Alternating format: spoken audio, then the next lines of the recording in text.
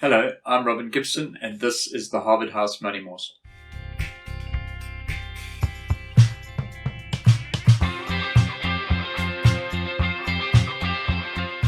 Welcome back. Thank you for joining us again. Don't forget to like and subscribe. Click the bell so you get a notification of when we're releasing a new video. I'm sitting again today with Michael Porter. Hello, Michael. Morning, Robin. So, Michael, I know I spent some time reading Famous Brands. We all know I'm a Famous Brands follower, and I think Customer or just follower? Well, occasionally I'm a customer as well, but mostly I prefer to own the share than eat the food.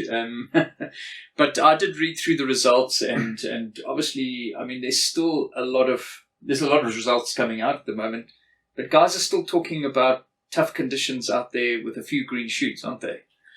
Yeah, Robin, I think it's some of the results that are coming out are probably a timely reminder that we're not going to turn this economy around in 2 months or 3 months, So results that are coming out now are typically for periods that ended in August. Mm-hmm. So we'll start getting September year ends in a couple of weeks. But, if you think back, that starts in March, April, May, with the 3 months before the election. Yes. Very difficult. Yes. Very difficult in this country. Everybody completely went to ground and didn't anything. And then June, we were still negotiating the GNU. It wasn't as if there was any good news in June. There was a lot of uncertainty. Yeah. And then July, August are maybe where things have started to turn, and then September, sort of October. But I think really, Robin, it does really show that the first half of this year was extremely weak. I mean, really, I don't think that can be overemphasized. And some of the results that are coming out are pretty poor. And then I think the other side of the coin is that, so I think you have to look at that, and you have to bear in mind that they are historic looking, and markets are all about forward looking. Mm. So you might see a headline in the paper saying, Famous Brands results down. Actually, the results were up, but, pretty tough. Or Afrimat came out with results today. Earnings were down 75%. You knew that was going to happen, so it hasn't caught us by surprise. Yeah. But, the headlines can be very deceiving, and it's all really about what's looking forward. But even I think when you're looking forward, again, maybe one just has to slightly temper one's expectations that we're suddenly off to the races. And I mean, if we think back a couple of weeks, this big business group and the CEOs were sort of talking, well, can we get to 3% growth? I don't think there's any chance we can get to 3% growth next year. Yeah. I just think it takes time. I said to a few people, Robin, I'm sort of half teaching my kids to drive at the moment, which I'm not sure you've been through, and it's a bit of a challenge. Half teaching? I'm worried about that. We're in the early phases, and we're learning on an automatic at this stage, and we're kind of getting onto the manual car. Yes. But, our economy's been stuck in first gear, and every time we've tried to change into second gear, we've stalled, which is my experience with my kids too. Yeah. And so now we really have the opportunity for the first time to get into second gear, but it's not just going to happen overnight. And I think there is that confidence that's got to come through. Obviously, there's external conditions going on. It's not as if the world is absolutely rosy at the moment. There's a lot of uncertainty leading up to the US election.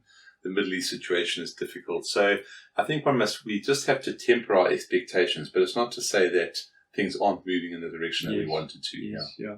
One of the things I noticed in the Famous Brands results was they were talking about how much money they'd saved not spending on diesel, but that was kind of offset by increased electricity costs, and highlighting just that maybe there's still lots of room for the solar guys to put panels out there. Yeah, funnily enough, Robin, there was actually a report out this morning that was just saying that, I read it quite quickly, 3.3 gigawatts of new renewables has been registered in the third quarter of this year. Yes. And they were just arguing, the article was basically saying the investment case for renewables is moving away from consistency of supply to economics and the cost of producing, given what Eskom wants to do. And the absence of load shedding is making a big difference. We can see it in some of the property results. Spear had their results this morning, very solid under the circumstances. But, again, they benefited from no load shedding, but they had terrible winter weather, and their repairs and maintenance went up because they got shied by storms. Yes. Afrimat had their results this morning. So one or two of their divisions are under pressure, but that's probably a story for another day.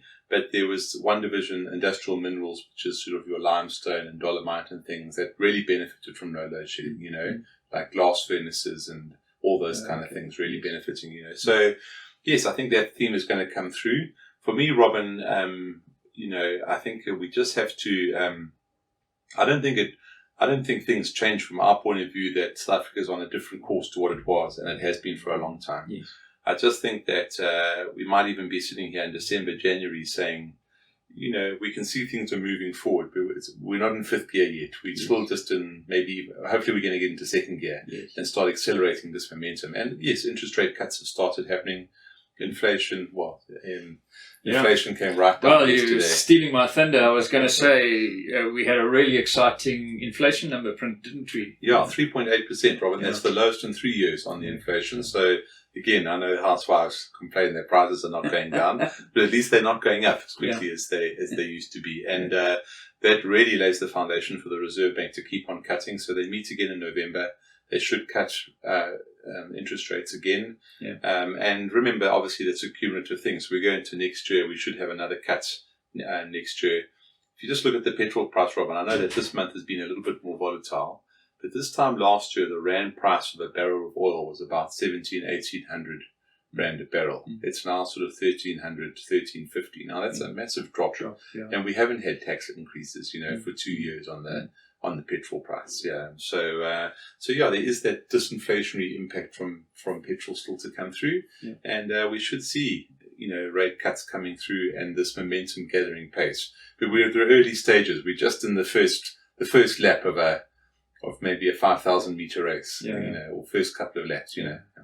Going back to famous brands in closing up, the one thing I was quite excited about was we had a 9% increase of the dividend, which, is now basically inflation plus 5.2. It speaks right to our story. So even though all those tough things are in the background, it's really what we're after is that increasing dividend, isn't it? Yeah, I think what struck me, Robin, out of famous brands was our volumes were under pressure and, but there was really tight cost control. They did have a little bit more debt because they bought a property that they're operating from, which is expansionary and it's investing in the business, but actually their finance costs came down a little bit. And businesses are really managing their expenses very tightly. So when you do have some revenue growth coming through, you're going to see it flow through quite quickly to the bottom line, because we've been saying for a long time businesses are lean and mean. And it comes through in these kind of situations where it's pretty frugal times out there. There's no corporate jets. There's very few corporate jets and things flying around. But that's good, because as you get that revenue growth, then the profits come through quite nicely. Oh, well, that's a lovely picture, Michael. Thank you for giving us some time out of your very busy day to chat about that. Thank you for joining us. Please don't forget to like and subscribe, and we'll catch you next time. Bye-bye.